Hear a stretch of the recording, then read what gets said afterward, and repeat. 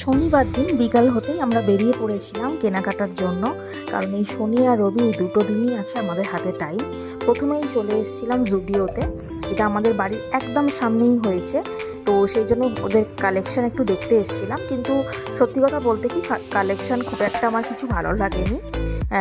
বাচ্চাদের জিনিসগুলো ভালো ছিল, কুর্তি তো সেই একই রকমের ছিল, যেগুলো মানে নর্মালি খুব পাওয়া যায়, মানে আলাদা কিছু ছিল না। তো সেই জন্য যাই হোক অল্প কিছু কেনাকাটা করে আমরা চলে এসেছিলাম টেস্ট করতে। একটু ননভেজ বাড়িতে একদমই ছিল না, সেই জন্য এসেছিলাম বেসিক্যালি মাটন নিতে, কিন্তু এসেই চোখে পড়লো একটা খুব ভালো একটা ইলিশ মাছ, সেটাই কিনছিল। আর তার মধ্যে আমি একটু সবজি আর ফল দেখে নিচ্ছিলাম। ইলিশটা খুব ভালো ছিল, ইলিশ পমফ্রেট আর মাটন নেওয়া হয়েছিল। এই যে ইলিশটা এসেই ও তাড়াতাড়ি নিজে হাতেই ধুচ্ছে আর কি। ও ইলিশ মাছ খেতে খুব পছন্দ করে, আমিও খুব ভালোবাসি। তো যাই হোক, রেসিপিটা আমি আপনাদের সঙ্গে কালকে শেয়ার করব।